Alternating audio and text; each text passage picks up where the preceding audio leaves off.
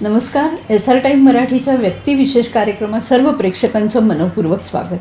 आज आमच्यासोबत आहेत रक्तदूत दीपक विभाकर नाईक. दीपकजी समाजसेवेच्या क्षेत्रामध्ये रक्तदानाने एक खूप सुंदर, उत्कृष्ट आणि महान कार्य करतात. त्यांच्या याच कार्याबद्दल आज आम्ही त्यांच्याशी बातचीत करत आहोत. पण सर्वात आधी मी त्यांचे या बातचीतमध्ये स्वागत करते. दीपक सर, तुमचं आजच्या बातचीतमध्ये खूप खूप स्वागत. नमस्कार, धन्यवाद. आणि जसं मी म्हटलं की रक्तदाता म्हणून तुम्ही समाजसेवेच्या क्षेत्रात खूप नोबल कार्य करता आहात, तर ह्या बातचीतवर मी पुढे तुम्हाला विचारणारच आहे की कसं तुम्ही या क्षेत्रात आला, कशी सुरुवात झाली. पण मला असं वाटतं की तुम्ही लोकांना म्हणजे ब्लड डोनेशन करावं याच्याकरता जेव्हा प्रेरित करता, त्याकरता तुम्ही ज्या त्या 4 ओळी लिहिलेल्या आहेत त्या आमच्या प्रेक्षकांना तुम्ही आधी ऐकवा आणि मग तिथनं आपण या बातचीतला सुरुवात करूया. जिंदगी बहुत छोटी है दोस्तों, जिंदगी बहुत छोटी है दोस्तों, इसे बड़ी करने का बस एक ही तरीका है. मानव मन होने के नाते कुछ तो ऐसी निस्वार्थ निशानी छोड़िए कि लगे आप उस जीवन पथ से गुजरे हैं. मौका दीजिए अपने खून को किसी की रगों में बहने का. ये सबसे लाजवाब तरीका है कई जिस्मों में जिंदा रहने का. वा वा, अप्रतिम. जी सुरुवातच इतकी सुंदर झाली आहे, तर पुढे बातचीत नक्कीच खूप छान होणार आहे की त्यांनी इतक्या छान ओळींनी लोकांना मोटिवेट करण्याचा प्रयत्न केला आहे की कशा रूपाने तुम्ही लोकांच्या आयुष्यामध्ये कॉन्ट्रीब्यूट करू शकता, कसं समाजसेवा तुम्ही या माध्यमातून सुद्धा करू शकता. दीपकजी, खूप सुंदर ओळींनी तुम्ही सुरुवात केली आहे. मी हेच म्हणेन की ब्लड डोनेशन किंवा रक्तदान ज्याला म्हणतो, ही सुरुवात तुमची कशी आणि कधी झाली? हे 90च्या दशकची गोष्ट आहे.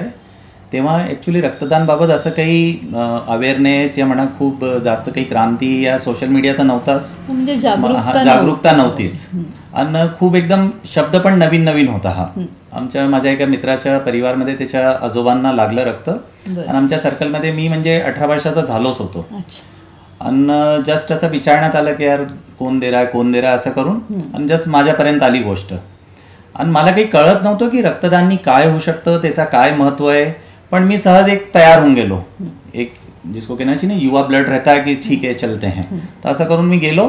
मग असंच एखाद वेळा आणखीन झालं.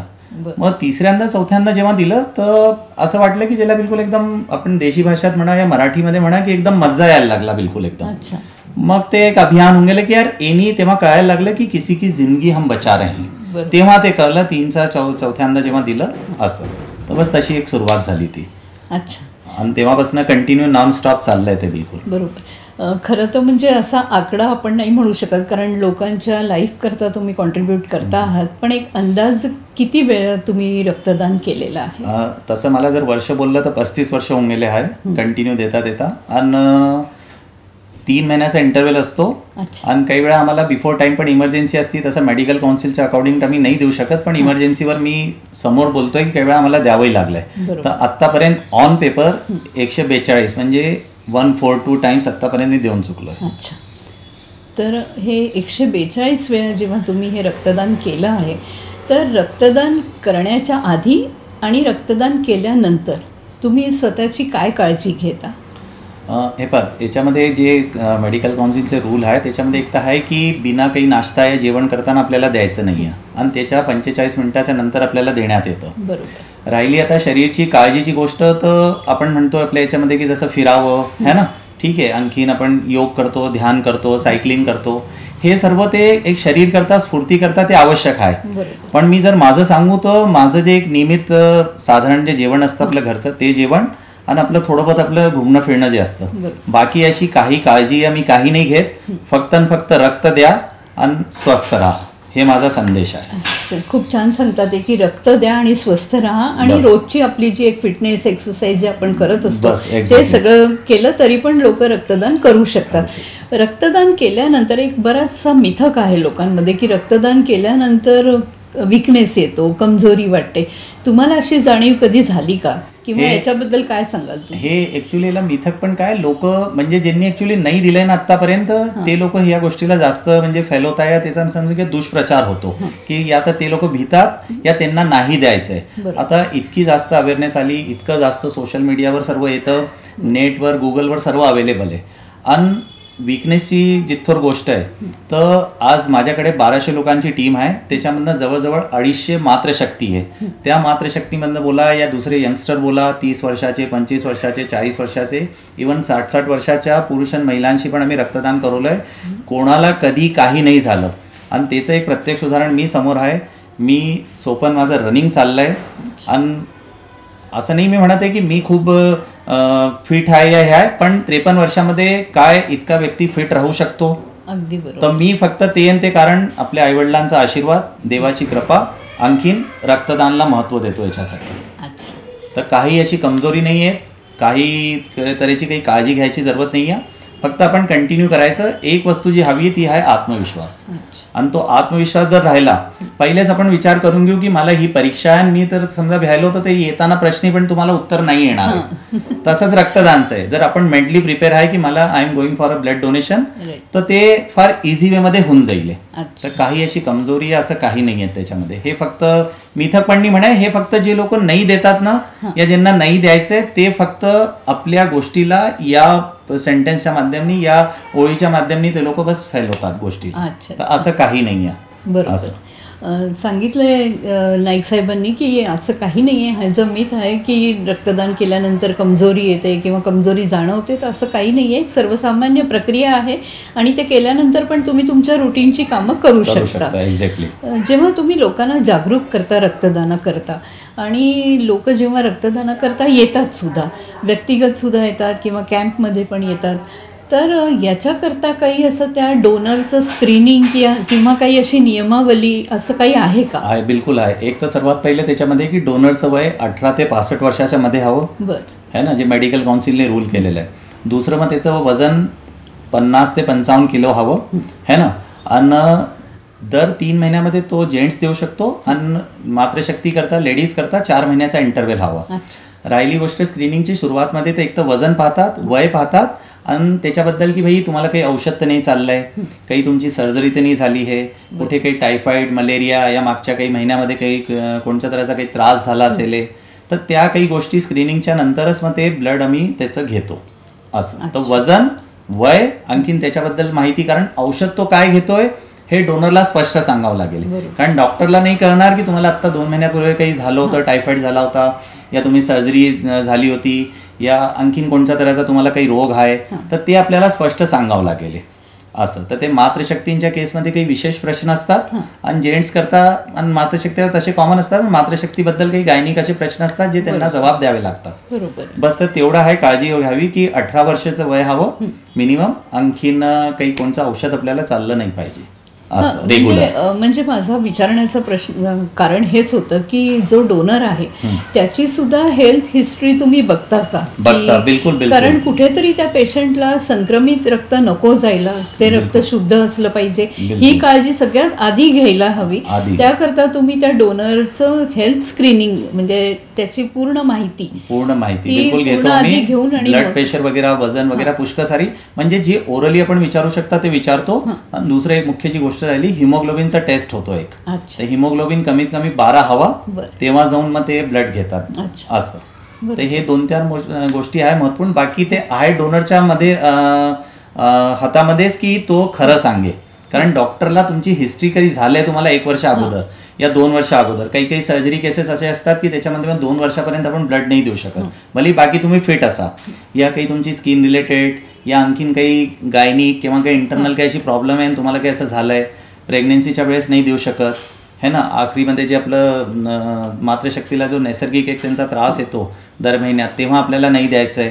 तर असे पुष्कळ सारे पॉईंट असतात जे आम्ही ते डॉक्टर आपलं विचारतात, जे अवेलेबल असतात तिथे, शिबिर असो की व्यक्तिगत कुठे आपण ब्लड बँक असो, त्याच्यानंतरच ब्लड दिलं जातं. कारण हे खूप सेन्सिटिव्ह काम आहे ना. म्हणजे आपण म्हणतो की अन्नदान, वस्त्रदान, विद्यादान, बरीच लोक अर्थदान सुद्धा करतात, पण ते सगळं वरच्या पातळीवर असतं. पण ब्लड डोनेशन, कारण तुम्ही एका दुसऱ्या व्यक्तीच्या शरीरामध्ये त्याच्या रक्ताच्या माध्यमातून त्याला स्वास्थ्य प्रदान करता आहात, तर नक्कीच ते रक्त शुद्ध असलं पाहिजे, संक्रमित नको.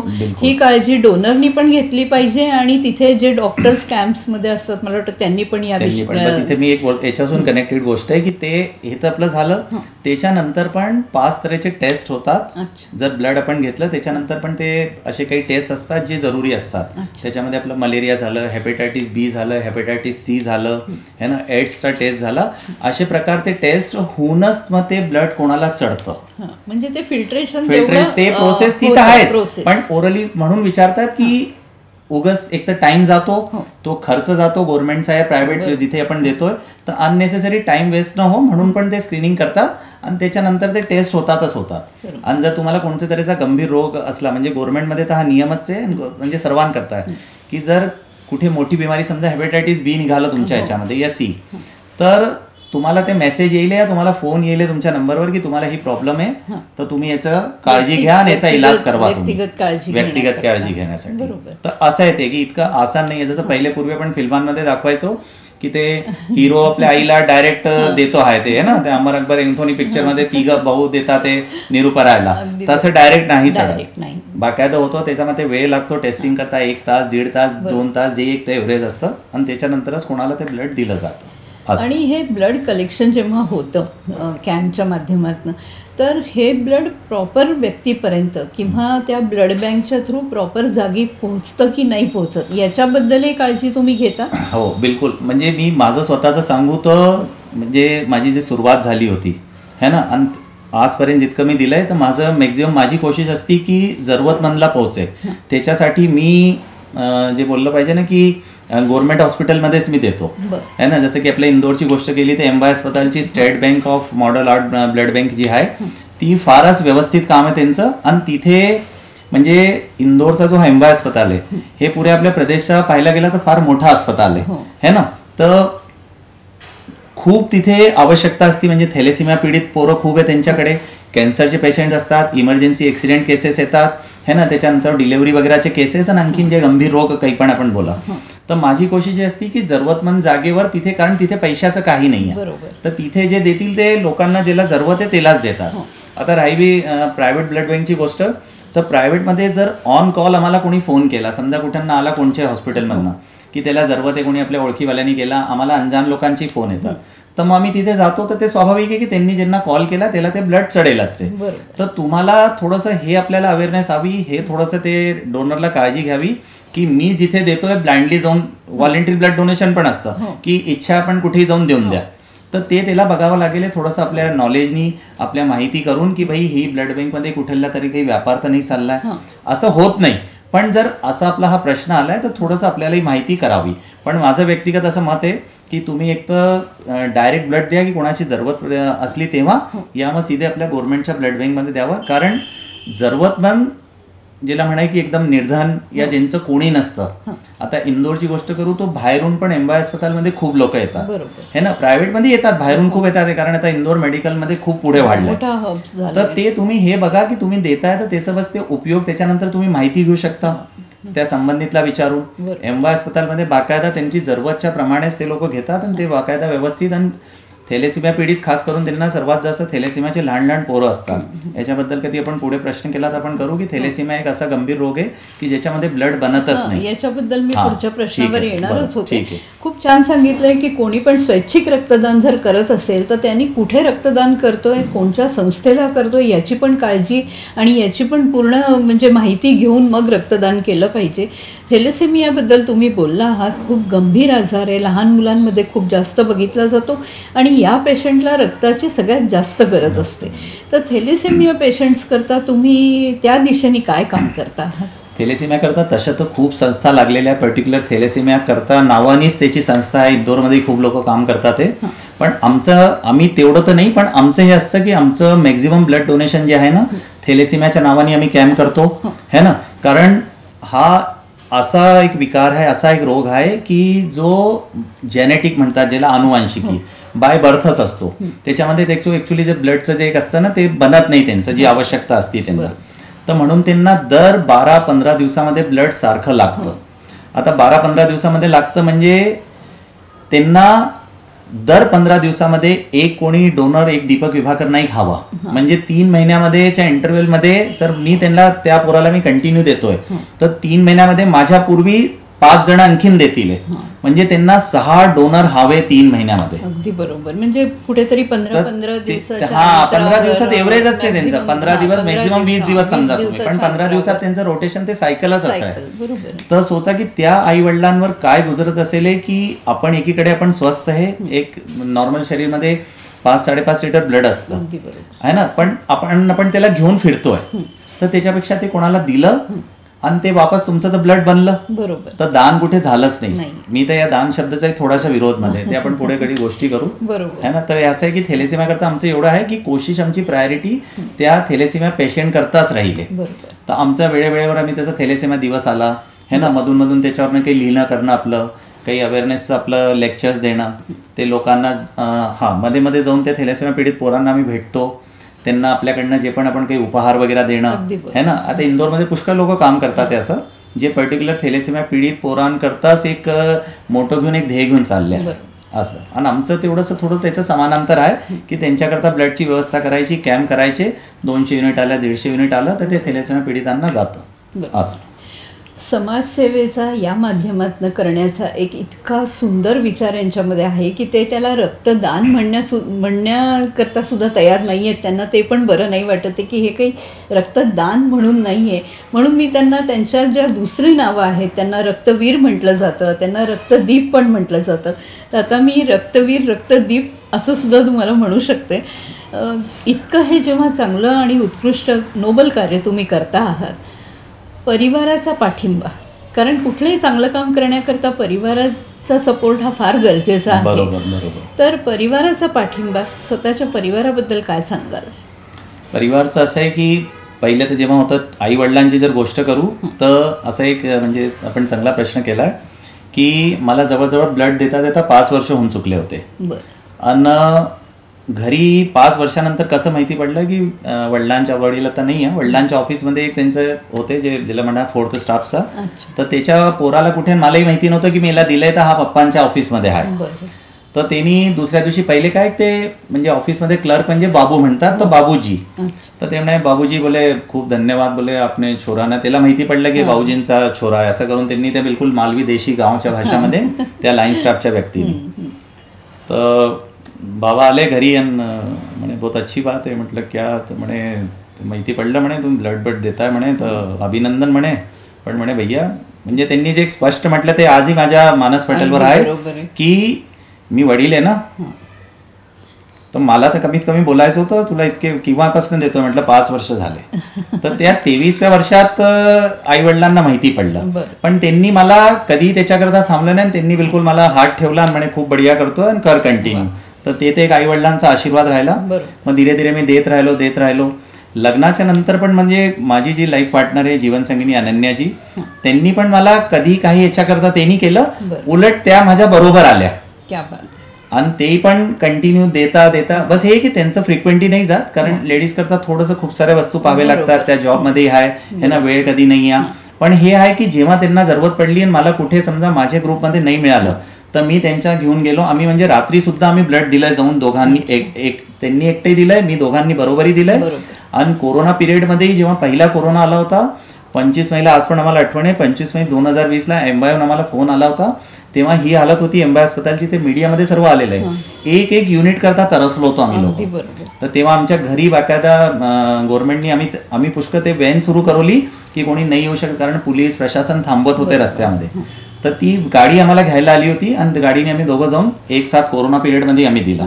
तर त्याही कंटिन्यू देता त्यांचे जवळजवळ मला वाटतं 27 जवळ वेळा होऊन चुकलाय.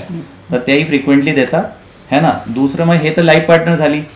मुलगी पण जी माझी अनावी आहे ती कॉलेजमध्ये सध्या है ना. तर ती पण एक जे म्हणतात ना की संस्कार लहानपणापासून आपण म्हणतो की काही पूजेचा संस्कार है ना, मोठ्यांना नमस्कार करायचं, असे संस्कार असतात. पण ते आमच्या नाईक कुटुंबाकरता, विभाकर विहार करता सामाजिक संस्कार म्हणजे 16 जे असतात ना, आमच्याकरता 17वा संस्कार रक्तदान आहे. अरे वा. तर ते संस्कार एक त्या आमच्या पोरीमध्ये आले आणि ती पण कंटिन्यू देता देता तिचे 3दा होऊन चुकले आतापर्यंत. अरे वा. आणि ती स्वतःहून सरोकार घेतला, तिने स्वतःहून बोलली. पहिल्यांदा 18ची जशी झाली म्हणे बाबा मला द्यायचं, आणि तिने पण आता सुरुवात केली आहे आणि ती पण आता कंटिन्यू त्याच्याकरता ती काही आणखीनी पण तिच्या कॉलेजमध्ये कॅम्प लागतो तर तिथे ती उभी राहती, मोटिवेट करती की देखो मैंने दिया है, मेरे पापा देते हैं. तर असं करून ती पण तर परिवारचं कुठेही असं कधी वाटलं नाही की त्यांच्याकडनं काही मला काही मना आहे हा काय, ते लोक खुश होतात. म्हणजे पूर्ण सहयोग. आता असं होऊन गेलंय की काही वेळा मी देऊन येतो तर त्यांना माहिती पण नाही पडत. ते म्हणतात की बोले कब दे रहे हो, क्या कर रहे हो, बोले कुछ नहीं, बोले दे रहे हो ना, बस ठीक आहे, बढिया. तर म्हणजे इतकं त्यांचं मला सहयोग आहे. बिना परिवारच्या सहयोग, बिना त्यांच्या मदतच्या आपण एकटं कोणी पण नाही चालू शकत. तर सुरुवातचे जे माझे 15-16 वर्ष होते ते तर मी चला एकटं, तेव्हा आई वडिलांचं झालं, पण लाईफ पार्टनरचं आपला महत्व असतो. पण त्यांनी मला नाही रोखलं, मुलींनी पण नाही थांबवलं. म्हणजे खूप चांगला सहयोग तुम्हाला परिवाराकडनं मिळतो आणि ते लोक कंटिन्यू देतात. बरोबर. जेव्हा आपण ब्लड डोनेशन बद्दल बोलतो आहे तर कॅम्प्सचं जे अरेंजमेंट असतं, तर असे तुम्ही वर्षभरातनं किती कॅम्प्स करता आणि किती लोकांचा त्याच्यामध्ये सहभाग तुम्हाला सहयोग मिळतो? कॅम्पचं आता जर स्वतःहून जर बोललं गेलं ना तर स्वतःहूनच तर आमचे कॅम्प असं नाही आहे. कॅम्प म्हणजे जनरली असतात ते सामूहिक असतात. समजा मी इनिशिएटिव्ह घेतला की यार आपल्याला आता हे सण येतोय तर मला करायचं आहे, समजा पाडव्याला करायचं आहे. कोणी जर आणखीन दुसऱ्या कम्युनिटीचा त्यांनी म्हटलं असं करायचं आहे, या आता उन्हाळ्यामध्ये खूप जास्त जरूरत असते, म्हणजे एक युनिट करता आम्ही तरसतो. तर तेव्हा आम्ही कॅम्प करता असं आहे की म्हणजे वर्षभराचे जर असं संख्या बोललं तर असे खूप तर नाही आहे, पण 1-2 महिन्यात ना म्हणजे एक एव्हरेज समजा दर महिन्यात एक कॅम्प समजा आपण 10-12 कॅम्प आमच्या थ्रू समजला, आणि बाकी जर पूर्ण सर्वांचे मिळून समजा तर पुष्कळ सारे कॅम्प होऊन जातात. पण आता इंदोर तर काय खूप एक महानगरमध्ये होत चाललंय है ना. आता आपल्याकडे बस सौभाग्याची गोष्ट आहे की आज आपला इंटरव्ह्यू होतोय, मेट्रो आजपासून सुरू झाली आहे, तर इथे थोडीशी अवेअरनेस पुष्कळ काही आलेली आहे, पण तरी अजून खूप आवश्यकता आहे. पण आता इंदोर सोडून मी मागच्या काही वर्षापासून सराउंडिंग मालवामध्ये जे आसपासचे शहर आहे, छोटे छोटे शहर आपले, धार झालं, महेश्वर, मंडलेश्वर, आपला भिकनगाव, राजोत है ना, देवास, उज्जैन, नीमच, सराउंडिंग एरिया, आणखीनही छोटे छोटे शहर मी आपल्या ओळखीच्या लोकांना तिथे, जसं समजा माझा मित्र आहे तर मी त्यांना सांगतो की यार तुम ऐसा ऐसा है, तो बोले हम, जे त्यांचं माझं संबोधन आहे, तो बोले मैं तो नहीं दे सकता. मैंने कहा ठीक है आप नहीं दे सकते हो, आप समजा तो दुकानदार आहे, समाजसेवी आहे, कोणत्याही जाती धर्माचा आहे, तर त्यांना मी तयार करतो की तुम्ही कॅम्प करा. तर ते म्हणे काय खर्च येईल, कसं काय, म्हटलं काही खर्च नाही येणार आहे. तर असं करून आत्ता आम्ही सराउंडिंग आसपासच्या एरियामधनं आम्ही कॅम्प करतो. आत्ताच मी 18 तारखेलाच मागच्या महिन्याचं जी गेली आत्ता तारीख, राजोतला आम्ही गेलो होतो धारमध्ये, तिथं 160 युनिट आम्ही कॅम्पमधनं गोळा करून आणले, आणि छोटंसं बिलकुल नगर आहे, शहर पण नाही म्हणू शकत. तर असं आम्ही वर्षाबंधन 2-4-5 जाऊन आमचं 200 युनिट, 160 युनिट, 300 युनिट, तर वर्षभरात हे 500-800 युनिट आमचं आरत आणि फक्त एम्बाय अस्पताल करतात, कारण जरूरतमंद तिथेच असतात असं. आणि याच्यामध्ये काही खर्च नाही आहेत. गव्हर्नमेंटला तुम्ही फक्त हे सांगायचं आहे, ते जे संबंधित प्रभारी असतात की आम्ही कॅम्प करणं चाहतो, आमची ही संस्था आहे, ही आम्ही व्यक्तिगत आहे की 50 युनिट आम्हाला करून देऊ, मी 60 युनिट देऊ, तर ते लोक गाडीनं आपली व्यवस्था करून येतात. तर कोणी पण असं त्याच्याकरता काही पैसे लागत नाही असं. म्हणजे कुठेतरी आपण जे म्हणतो एकमेका सहाय्य करू अवघे करू सुपंथ, हे काम अगदी तसंच आहे. ब्लड ग्रुप बद्दल जर आपण बोलायला गेलो तर कॉमन ब्लड ग्रुप्स तर जवळजवळ इझिली मिळतात, पण आपण रेअर ब्लड ग्रुप्स बद्दल जर बोललं तर त्याच्याकरता तुम्ही, कारण एकदम वेळेवर समजा कोणाचा रेअर ग्रुप असला तर मग कशी ती सोय किंवा कसं त्याच्याबद्दल काळजी घेता? हे आम्हाला याच्याकरता खूप चॅलेंजेस पण येतात. काही वेळा लोक काय आहे की आता आम्ही देतोय, समजा मी आज दिलं आणि माझ्याच परिवारमध्ये मला लागलं तर मी कसं देईन, 3 महिन्याकरता मी ब्लॉक होऊन गेलो. तर आम्हाला याच्यामध्ये वाईट पण बनावं लागतं काही वेळा, कारण आम्ही समजा 10 मला फोन आले तर 2-3 जणांचं काम नाही होत, मग त्यांना आम्ही रस्ता दाखवतो की फला ब्लड बँक आहे, तुम्ही तिथं घ्या, इथं घ्या. आता रेअर ग्रुपची गोष्ट ही झाली की आमची कोशिश असते की रेअरवाले आमचे आपले त्याचा ग्रुप आम्ही बनवून ठेवला आहे, ग्रुप वाईज आम्ही अलग अलग है ना, की A negative, AB negative, B negative है ना, O निगेटिव्ह. पण काही वेळा असं असतं की आमची पण परीक्षा होऊन जाते, पण त्या केसमध्ये कारण त्यांनी जर त्याचं ड्यू नाही राहिला तर तो कसं देईल, तर त्याच्याकरता हे असतं की ब्लड बँकांमध्ये मग इकडे तिकडे आम्ही फोन लावतो, त्यांना काही सांगतो की थोडंसं तुम्ही या ब्लड बँकमध्ये जा, तुमचे ओळखीवाल्यांना सांगा. तर त्याच्याकरता आम्ही एक नवीन आजकाल केलंय मागच्या काही वर्षापासून की आपल्या कुटुंबाचं, कारण तो जो ब्लड ग्रुप आहे तुमच्या कुटुंबामध्ये तर राहीलच राहील, कोणाचं समजा तुम्ही 10 लोक आहे त्या कुटुंबामध्ये तुमच्या गोत्रचे, तर कुठे ना कुठे कोणाचा तर भेटेल. तर एक ते पण आम्ही आजकाल सांगतोय की आपल्या तुम्ही भली देऊ नका, आपल्या कुटुंबचं जसं तुम्ही गोत्रचं तुम्ही पूजापाठ करता, जे तुमची जाती समाज आहे, तर कमीत कमी आपल्या लोकांचं ब्लड ग्रुप तर तुम्ही मेंटेन ठेवा. की वेळ आली तर असं आपण बोललं गेलं की इथे थोडंसं आमचं सोशल आम्ही आहे म्हणून नाही म्हणते, थोडंसं इथे आमचं एक एक जे म्हणतात ना की एक आमचं वाईट वाटतं काही वेळा की इकडे आपण पाणी नाही पियत कोणाचं उष्ट पाणी म्हणा है ना, जेवणात तर दूरची गोष्ट आहे. आणि तिथे ब्लड करता आम्हाला फोन येतात तर ते डायरेक्ट म्हणतात की सर हमको ए नेगेटिव्ह चाहिए, बी नेगेटिव्ह चाहिए या बी पॉझिटिव्ह जे पण आहे. तेव्हा ते हे नाही विचारत की कोणच्या जातीचं हवं, कोणत्या धर्माचं हवं, की हेच गोत्रचं हवं. तर तेव्हा आम्ही त्यांना मग देता आम्ही व्यवस्था करून देतो. पण आमचं बोलणं तेच आहे की रेअर ग्रुपमध्ये जर नाही मिळत आहे तर तुम्ही कमीत कमी आपले परिवारमध्ये एक समूह आपला स्वतःचा बनवून ठेवा. अगदी बरोबर. तुम्ही यादी बनवता, तुम्ही रिसेप्शन केलं, लग्न केलं तर तुमचे 1000 लोक आजकाल व्हॉट्सअपवर खूप चाललंय हे प्रकार. आम्ही नाही म्हणत, पण ती गोष्ट खरी आहे की समजा 1000 लोक तुम्ही बोलवले, त्याच्यामधनं तुम्ही पहिल्या दिवसापासून काही घरचे लोक असतात 200, मग आणखीन काही लोक धीरे धीरे असे करून ते वाढत चालतात की 2 दिवसाकरता एवढे लोक, 4 दिवसाकरता एवढे लोक. तर ती जेव्हा प्रायोरिटी आहे तर ते ब्लडच्या वेळेस ते लोक कुठे जातात. अगदी बरोबर आहे. तर त्या लोकांचा एक समूह बनवा. पहिले आपला परिवार, मग आपले ऑफिसचे लोक, आपले कलिग्स वगैरे जे तुमचं काम आहे, दुकान व्यवसायी, आणि त्याच्यानंतर मग आपले शेजार पाजारचे, आपल्या परिवारचे आणखी लोक, जे चेन आपली वाढवा. आणि जे ते जिथे तुम्ही राहता त्या लोकांनाच त्याच्यात समाहित करा. अगदी बरोबर. आता जे अमेरिका तुमचा मुलगा गेलाय, बेंगलोरला गेलाय, तर तो तर पलटून एकदम येणार नाहीये. बरोबर. तर जे लोकल तुमचे नातेवाईक आहे तर त्यांचा आम्ही ग्रुप बनवा, ही कोशिश आता आम्ही थोडंसं करायला लागलो. कारण रेअर ग्रुपमध्ये आमच्याकरता फार चॅलेंज होऊन गेला. म्हणून मी हा प्रश्न तुम्हाला विचारला की रेअर ग्रुप. आजच जसं एक मोठा इंदोरचं हॉस्पिटल आहे, नाव नाही घेणार आहे, तिथलं मला याचं आपलं ए नेगेटिव्हचा आला कॉल. आम्ही खूप प्रयत्न केला, नाही झाला, म्हणजे डोनर नाही मिळाला. मग शेवटी जिथं आम्हाला ब्लड बँक, काही हॉस्पिटलांची एक विसंगती म्हणा या काही पण त्यांचे नियम असतील की ते लोक दुसऱ्या ब्लड बँकचं ब्लड नाही घेत. अच्छा. आता याच्याकरता आमचं खूप आम्हाला चाललंय आमचं काही पण. आता प्रशासन आपल्या जागी, आम्ही पुष्कळ मंचांवर ही गोष्ट ठेवली आहे, पण ते पूर्ण नाही झाली आतापर्यंत. मग शेवटी जाऊन त्यांचं दुपारी जाऊन आता काम झालं त्यांचं. मग आमच्याच ग्रुपच्या माध्यमाने ते शेवटी त्यांचा सर्जरी केस होता, त्यामुळे ती सर्जरी पुष्कळ वेळपर्यंत टळली. म्हणजे तर आता जसं मी इथे आलो त्याच्यापूर्वीच त्यांचं काम झालं. आणि आम्ही आजपर्यंत कोणाचं नाव ब्लडचं आम्ही आमच्याकडे ते घेतो, आमच्याकडे मी डिटेल मागवतो, पण आम्ही नाव नाही घेत की आम्ही फलाफलाला दिला आहे. म्हणजे ती प्रायव्हसी तुम्ही मेंटेन आम्ही नाही. काही लोक लिहितात पण त्याच्यात आम्ही कोणाचं ते नाही करत, लिहितात. माझे पुष्कळ लोक लिहून टाकतात की आम्ही यांना दिलं, तर तेही चांगलं त्यांच्या रेकॉर्ड करतात. पण आम्ही फक्त हॉस्पिटलचं, जर मी दिलंय तर मी फक्त ती हॉस्पिटलचं नाव या त्यांना सर्टिफिकेट मिळालं या आपलं जागेचं नाव काही पण आम्ही लिहून माहिती ते ठेवून घेतो आपल्यापर्यंत. पण आम्ही जेव्हा कुठे सोशल मीडियावर टाकेन ना तर आम्ही हे नाही टाकणार की मी एला दिलं की एला दिलं. म्हणजे कुठेतरी ते आपण गुप्तदान, आमचा फोटो गेला ना त्याच्यावर, फोटो होऊन गेला त्याच्यावर. आम्ही त्याला एहसास का करायचं की आम्ही दान दिलं. कारण इथे दान शब्दाचं थोडंसं तेव्हा गोष्ट राहिली की मी दान म्हणून नाही म्हणते, की दान शब्दाचं माझं हे म्हणतो की दान का अर्थ आहे की जिसका दाम नाही. बिलकुल. दानचा अर्थ हाय माझ्या म्हणजे संधी विच्छेद जर केलं तर विनामूल्य. हा, आता जेव्हा जिसका दामही नाहीये, तुम्ही कोणाला काही दान दिलं, समजा जेवण करवलं, कोणाला काही वस्तू दिली है ना, पैसे दिले, तर काय आपण दुसऱ्या दिवशी ती वस्तू मागायला जातो? ते तर गेलं ना. तर ब्लड पण तुमचं गेलं, पण ते वापस बनवून गेलं. बरोबर. तर ते दान कुठे झालं? तर माझा थोडासा विरोध आहे. तर त्याच्याकरता माझं हे आहे की जर तुम्हाला ब्लडचं तुमचं शब्द बोलायचं आहे की तुम्ही म्हणता की विचारला मी कोणाला की ब्लडचा रंग कसा असतो, तो पोरगाई म्हणून लिहिले की लाल रंग असतो. हे कॉमन सेन्स आहे, जनरल नॉलेज आहे. पण माझा रंग लाल आहे हे मी जवळ देणार नाही, कसं माहिती पडेल?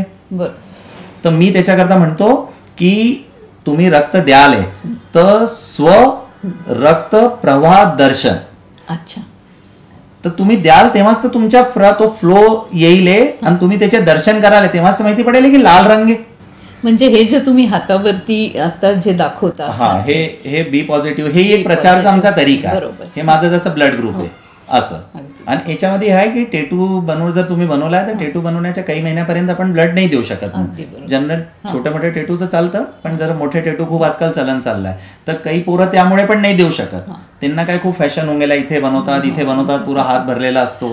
तर एक आहे, तर हे आम्ही एक आमचा हाही प्रचारचा तरीका आहे. जसं शर्टवर केलं बी पॉझिटिव्ह, तर आम्ही कुठे गेलो तर लोक आम्हाला विचारतात की हे काय, अनजान लोक, समजा आम्ही बाहेर गेलो तर एक आमचा हा अप्रत्यक्ष तरीका आहे रक्तदान करता जागृती आणायकरता. अगदी बरोबर. तर ते विचारतात, तर मी सांगतो मी असं असं आहे, माझं हे नाव आहे अगदी. आणि असं असं मी करतात. तर ते थोडंसं तर कुठे न कुठे त्याच्या मनात येऊन जातं की यार हे ब्लड द्यावं. अगदी बरोबर. या जर मोठा आहे त्याचं वय होऊन गेलं तर तो त्याच्या मुलाला सांगेल, त्याच्या नातूला सांगेल असं. आता म्हणजे कुठेतरी मोटिवेशन लोकांना, अप्रत्यक्ष मोटिवेशन आमचं चालतं. मोटिवेशन. आणि तुम्ही खूप छान सगळ्या बाबतीत सांगितलं आहे की परिवारामध्ये जर जवळ लोक आहेत जी, त्यांचा एक कुठेतरी तुम्ही लिस्ट बनवून ठेवा. म्हणजे हे कुठेतरी आपदापूर्व काळजी ज्याला आपण म्हणतो की एकदम वेळ आली तर शोधण्यापेक्षा जर आधीपासून माहित आहे तर तुम्ही पुष्कळ काळजी. म्हणजे याला आता थोडंसं एक हसू पण येईल आणि ते चांगली गोष्ट आहे. आपलेच लोक आहे की जेव्हा तुमची लिस्ट बनतीये की ग्रहयज्ञामध्ये एवढे लोक घरचे है ना, त्याच्यानंतर मग आपलं हे हळदी होईल त्याच्यामध्ये एवढे, मग महिला संगीतमध्ये आणखीन वाढतात आणि मग रिसेप्शन मध्ये पुष्कळ वाढून जातात. तर त्या यादीप्रमाणे ते पहिल्याच्या 2 सण जे पण प्रोग्राम करतोय, कार्यक्रम करतो, तेवढे लोकांनाच गोळा करून घ्या मी म्हणतो. तर त्याच्यामध्ये होऊ शकतं की किती लोकांना बिमारी निघेल, काही लोक नाही देऊ शकत, पण काही तर त्याच्यामध्ये पर्सेंटेज येईल. 100 मधनं 10 लोक तर मुलं नवीन पिढीचे तयार होतील, तरुण. आणि मी म्हणतो एक दुसऱ्याला द्या. जर प्रत्येक कुटुंब, प्रत्येक गोत्र, प्रत्येक समाज आपल्या आपल्या दायऱ्यामध्ये, आपल्या आपल्या मोहल्ल्या, आपल्या आपल्या याच्या करून देईल तर कोणाला कोणाची जरूरतच नाही पडणार. हे आमचं एक म्हणणं आहे. असं आम्ही चूक पण होऊ शकतो, पण जर असं होईल तर कुठे ना कुठे आपली परिवार आणि परिवारमध्ये प्रेम वाढेल. कुठे ना कुठे परिवार एक दुसऱ्याशी दूर होत चालले लोक. म्हणजे आता तसं राहिलं नाही, तशी आपुलकी आहे. पण मी म्हणतो की जर रक्त एकदा दिलं तर ती आपुलकी आणखीन वाढेलच. कुठेतरी तो बॉन्ड, ब्लड बॉन्ड होऊ शकतो असं आपण म्हणू शकतो. खूप छान सांगितलंय. जागरूकता कशी लोकांमध्ये येईल या विषयावर. चॅलेंजिंग पण आहे, आव्हानं पण आहेच तुमच्या समोर हे करण्याकरता. आणि या विषयावर जर मी आणखीन पुढे म्हणायला गेले तर जेव्हा इतकं कोणाला छान ही मदत केली, कारण तुम्ही त्याला रक्तदान म्हणायला नाहीच म्हणतायत, त्याची पण परिभाषा तुम्ही सांगितली आत्ता. हे सगळं करत असताना बरेच पुरस्कार, बरीच प्रशंसा, बरंच काही तुम्हाला समाजाकडनं पण मिळालं आहे. एखादा असा अनुभव की जिथे हे रक्तदान जेव्हा केलं गेलं आणि समोरच्याला खूप बरं वाटलं, किंवा असा काही पुरस्कार, अशी काही आठवण, जो प्रसंग की ज्याने तुमचं मन खरंच खूप प्रसन्न झालं की मी खूप छान काम केलंय, आमच्या प्रेक्षकांकरता शेअर करू. हे पण जसं मी सांगितलं होतं की जरूरतमंदची जर गोष्ट केली तर ते तुम्हाला एक असतं की आपण सामान्य व्यवस्थामध्ये, आपण मिडिल क्लास लोक आहे, जरूरतमंद आपण सर्वच आहे, सर्वांची आपली आपली आवश्यकता असती. पण जे एकदम बिलकुल केलं ना की जो बिलकुल एकदम जमीनून जुडलेला, ज्यांना कपडे घालायचं सुद्धा व्यवस्थित नाही आहे, त्यांचं राहणं नाही आहे व्यवस्थित, आणि ते इंटिरियरचे लोक है ना. आता इंटिरियर मध्ये बोललं तर ठीक आहे, म्हणजे गव्हर्नमेंटचं योजना खूप आहे, असं म्हटलं तर अत्यंत गरजू. तर ते फक्त जसं मी सांगितलं की मी सुरुवातपासून एम्बाय अस्पतालमध्ये, तर तिथेच एक केस आला होता की ते बाहेरून एकदम बिलकुल इमर्जन्सी म्हणा, काही म्हणा, आणि मला फोन नाही, मी सहज माझ्या टाइमाप्रमाणे मी तिथे बस ऑन द वे होतो, आणि मला जसं माहिती पडलं मी पोचून गेलो. तर ते जे, आणि ती आई बरोबर होती फक्त त्या पोराच्या. मला वाटतं आता वडील आम्ही एवढं विचारलं नाही, कारण आम्ही जास्त नाव वगैरे काही विचारत नाही. पण ते जे नंतर माहिती मला पडलं की जे स्टाफ यांनी, की तेव्हा ती खूप परेशान होती, तिला बोलता सुद्धा नाही येत होतं की, आणि कुठे इंटिरियर मधनं आली होती. तर तिने जेव्हा जे ब्लड दिलं आणि तिला माहिती पडलं की यांनी दिलंय आणि हे गेलं, आम्ही कधी कोणाला, आम्ही तर काय देऊन निघून जातो. तर तिचं जे रडणं होतं, ती बोलली काही नाही, ती बोलूच नाही शकली, कारण एक तर ते ग्रामीण क्षेत्राचं बिलकुल एकदम अनटिपिकल, बिलकुल म्हणजे समजून घ्या बिलकुल अशी स्थिती होती की आपल्याशी जास्ती म्हणजे मला उभं नाही राहावं गेलं. तर तिने जितके ते म्हणजे ते आसू होते ना, त्या आसूला मी ऑब्झर्व करत होतो की या आसूचा हा सेंटेन्स आहे, मग हे हावभाव जे चेंज असे होतात ते. तर ते जे रडणं आहे ते दिसत होतं मला, ते माझ्याकरता असं वाटतंय की आत्तापर्यंत माझं या ब्लड डोनेशन अभियान बोला या कुठे ना कुठे मला असं वाटलं की यार सार्थकता तर आहे असं. आणि याच्याच पुढे गोष्ट सांगेन की काही वेळा मी सांगतो की समजा आपण चांगलं कार्य केलं तर कौतुक कोण करतं? आई वडील, भाऊ बहीण, जेही तुमचे सराउंडिंग लोक, थोडं मित्र लोक या जेही तुमचे आहे. तर 10-20 लोकांहून जास्त तुम्हाला आत्या, काका, मावशी याच्याहून जास्त तुमचं कौतुक करणारं, बाकी कौतुक समजून घ्या ते मनानी नाही आहे, ती औपचारिकता आहे. रिझल्ट आला बोला, प्रमोशन झालं, या काही आणखीन तरक्की झाली, काही पण समजा, या काही अवॉर्ड मिळाला, पण माझ्याकरता जवळजवळ 1600-1700 लोक तर मला करता पूजा करतात, दुआ मध्ये मला आठवण ठेवतात, माझ्याकरता ते लोक अरदास करतात आणि माझ्याकरता प्रेयर करतात. आता कसं करतात कारण तो चाहे हिंदू असो, मुस्लिम असो, शीख असो, ख्रिश्चन असो, कोणत्याही समाजचा असो, आम्ही जर तो आम्हाला ओळखत नाही आहे, पण तो त्याच्या पूजेमध्ये नेहमी आठवण आहे की जिसने भी मेरे बच्चे को ब्लड दिया, जिसने भी मेरे पति को ब्लड दिया, जिसने भी मेरी पत्नी को ब्लड दिया, जिसने भी मेरे बेटे को ब्लड दिया, है ना, ईश्वर उसका खूप अच्छा करना. क्या बात.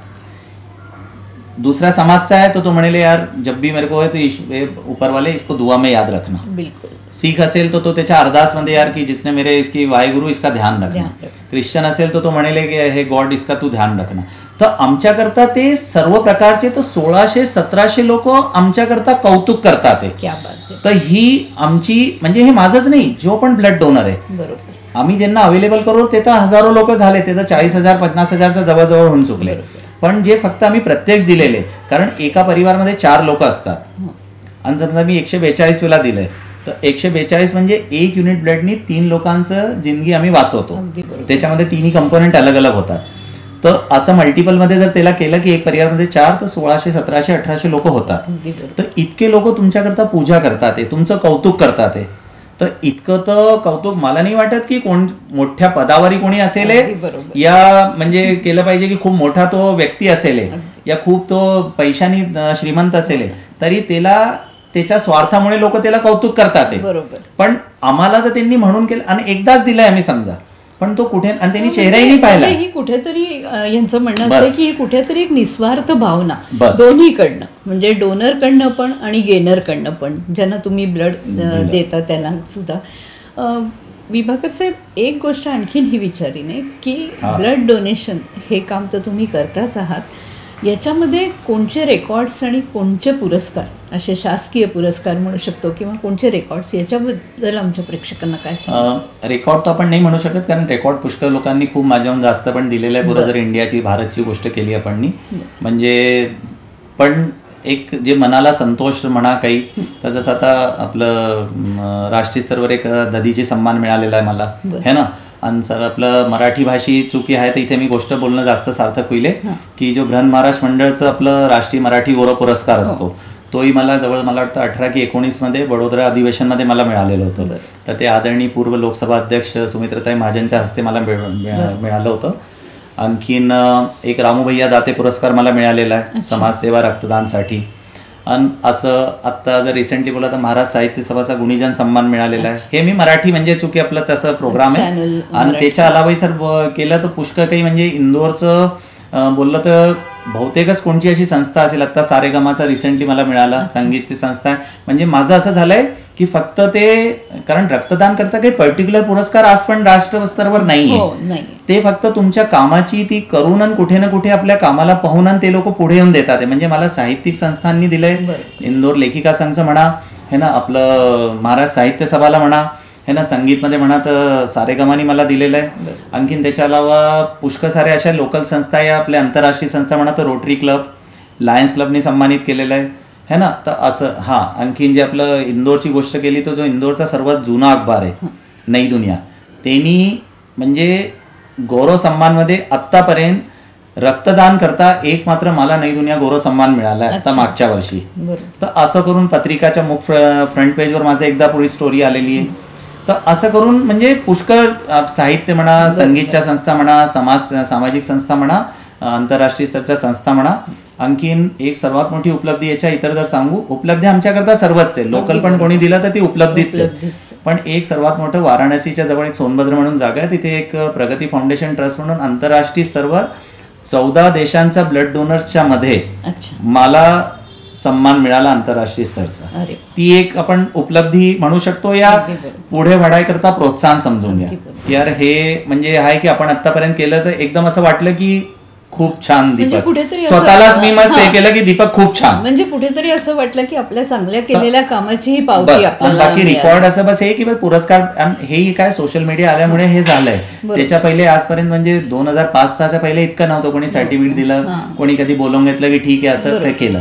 पण त्याच्यानंतर धीरे धीरे करून तर जसं जसं लोकांना वाटलं की यार वाकईमध्ये ब्लडचं महत्व आहे, तर त्यांना वाटलं की कुठे ना कुठे याला आपण सामाजिक प्रकल्प मध्ये याला मोजावं, म्हणजे वेळेनुसार तुम्हाला appreciation कारण आता मिळालं. संगीतच्या लोकांनी मला याला घेतलं, त्यांना काय अर्थ जरूरत बरोबर होती, आहे. पण त्यांनी पण अप्रिशिएट केलं. बरं. साहित्यिक संस्थांनी, महाराज साहित्य सभाचं झालं, बाई साहित्य आहे, कारण कुठे न कुठे लोकांनाही वाटलं की साहित्य समाज का दर्पण आहे. बरोबर. संगीत असो काही पण असो, कुठे न कुठे समाजशी जुडलेलं पैलू आहे ना, तर असं करून लोकांना कुठे न कुठे आता वाटतंय तर आम्हाला प्रोत्साहन करू काही ना काही. ब्लड डोनेशनच्या व्यतिरिक्त जर मी म्हणेन तर कुठेतरी तुमची एक ओळख पर्यावरणविद किंवा पर्यावरण प्रेमी म्हणून पण आपण म्हणू शकतो.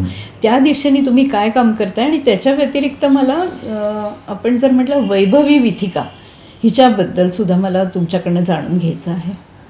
वैभवी विथिका म्हटलं म्हणजे माझ्या आईचं नाव आहे, घराचं नाव विभाकर विहार आहे आणि आईचं नाव वैभवी आहे. तर ते असं घरामध्येच आमचं काही पोर्च म्हणा याच्या टावरचा हिस्सा होता. तर आज ते 8-10 वर्षापूर्वी आम्हाला असं वाटलं की यार हे इतके आपले पुरस्कार येतात, हे येतात, आपण याला कसं काय थोडं जमवायचं. तर ती सुरुवात अशीच केली. मग धीरे धीरे वाटलं यार हे तर खूप छान आहे. तर मग त्याला एक आम्ही स्वरूप दिला, आईचं नाव ठेवून वैभवी विथिका, ते लिहिलेलं आहे बाकायदा. मग पर्यावरणची गोष्ट कसं झाली की जे आपण म्हणतो ना की काही वेस्ट होऊन जातं, काही डब्बा समजून घ्या, काही पण वस्तू, टायर समजून घ्या, काही पण अशी वस्तू जिला आपण म्हणू की कबाड से जुगाड है ना, या आपण इंग्लिशमध्ये त्याला काय म्हणतो आपण, ते आहे ना. तर ती वस्तूचं आम्ही केलं. तर त्याच्यामध्ये माझी जीवनसंगिनी, माझी मिसेस अनन्याजी, आणखीन माझी मुलगी अनावी, त्या दोघांनी पण त्या थीम मध्ये मला कॉपरेट केलं.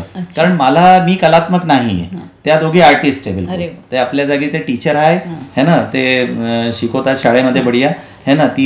ही पण मुलगी आहे, ती स्टुडंट आहे, पण ते कलात्मक खूप त्यांनी. तर मी जसं म्हटलं की समजून घ्या काही टायर आहे. आता ते टायर आपल्याकडे कारचा निघाला टायर, तर ते टायरचं आमच्या घराच्या बाहेर एलिव्हेशन, तर आम्ही त्याला बी पॉझिटिव्हच्या थीमवर त्याचं एलिव्हेशन म्हणजे त्याला एक कलात्मक कृती देऊन की येता जाता लोक पाहतात त्या टायरला तर त्यांना आवडेल बी पॉझिटिव्ह ब्लड. तर ते लोक, तर एक तर ते की ते पर्यावरणचं ती वस्तू की कुठे जाळलं फेकलं नाही, तो उपयोग झाला.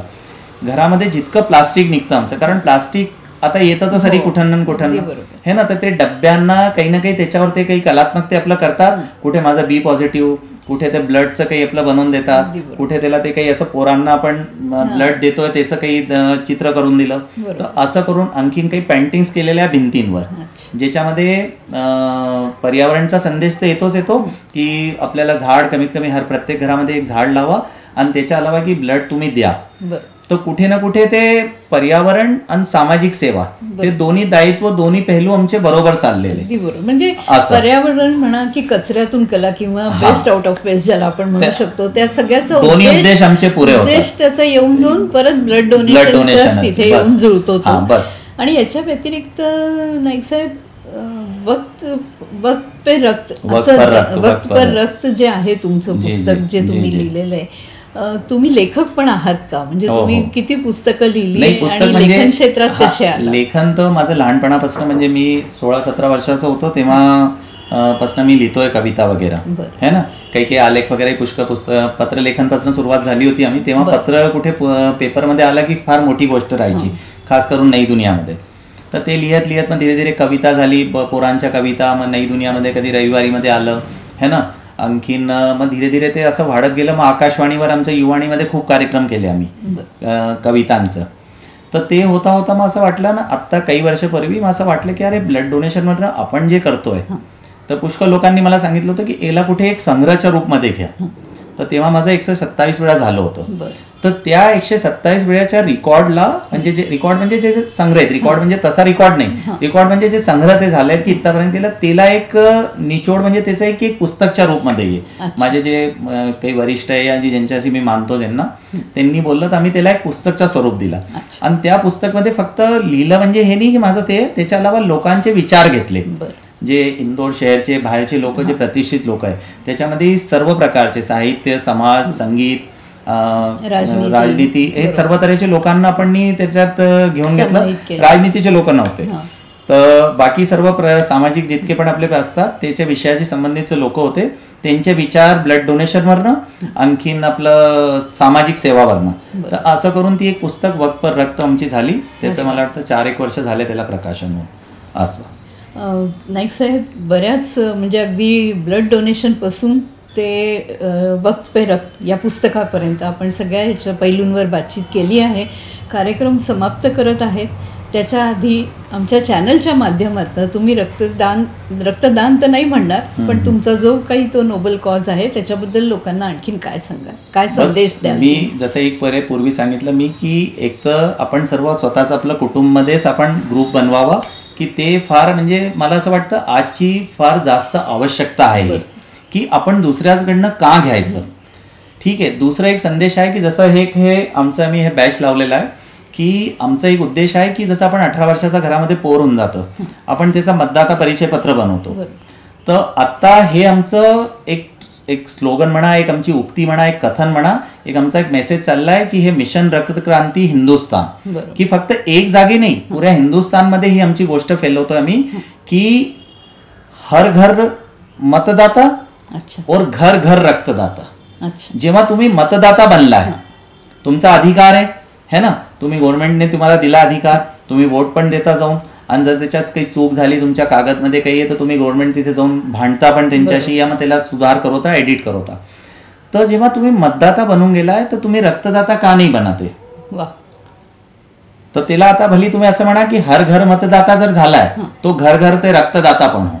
तो हर घर मतदाता बी रक्तदाता आणि घर घर रक्तदाता. तर हा संदेश आमचा हे आहे की लोकांनी जर तुमच्या आपण नाही देऊ शकत आपल्याला बिमारी, तर नवीन पिढीला आपल्या शिक्षणाच्या बरोबर त्याला एक हे पण संस्कार द्या की तू कोणाचं, कारण याच्या इतर आपण काही करूच नाही शकत. काही लोक आम्हाला म्हणतात की आम्ही नेत्रदानचं केलंय, अंगदानचं केलंय, पण ते तुमच्या गेल्यानंतर जिवंत राहताना आपण काय करतोय. तर तीच जी मी पहिले ओळी सांगितली होती तीच लाईन इथे परत आली. म्हणजे मला आता असं वाटतं की तुम्ही म्हणता की गेल्यानंतरचे जे दान आहेत ते तर आहेच आहे, पण जिवंत असताना आपण जे लोकांकरता सेवा करू शकतो हे शक्य, तर हे शक्य रक्ताच्याच माध्यमातून होऊ शकतं. आणि त्याच्याकरता तुम्ही ज्या सुरुवातीला ज्या ओळी म्हटल्या होत्या त्याच लाईन्सनी आपण कार्यक्रमाचं समापन करूया पुन्हा आमच्या प्रेक्षकांकरता त्या ओळी. जिंदगी बहुत छोटी है दोस्तों, इसे बड़ी करने का बस एक ही तरीका है. मानव मन होने के नाते कुछ तो ऐसी निस्वार्थ निशानी छोड़िए कि आने वाली पीढ़ी को लगे कि कोई इस जीवन पथ से गुजरा था. मौका दीजिए अपने खून को किसी की रगों में बहने का, ये सबसे लाजवाब तरीका है कई जिस्मों में जिंदा रहने का. वा, फारच सुंदर सुरुवात याच ओळींनी आणि फारच सुंदर समाप्ती पुन्हा याच ओळींनी. खूप छान सगळं सांगितलं आहे स्वतःच्या या कारकिर्दीबद्दल, लोकांकरता जागरूकतेबद्दल. नाईक साहेब, तुम्ही आमच्या स्टुडिओला आला आणि आज SR टाईम मराठीला एवढा वेळ दिला, एवढी बातचीत केली, त्याच्याकरता मी SR टाईम मराठीतर्फे तुमचे खूप खूप आभार. धन्यवाद. नमस्कार. आणि आजचा हा कार्यक्रम आता आम्ही इथे समाप्त करत आहोत. पुन्हा भेटूया. नमस्कार.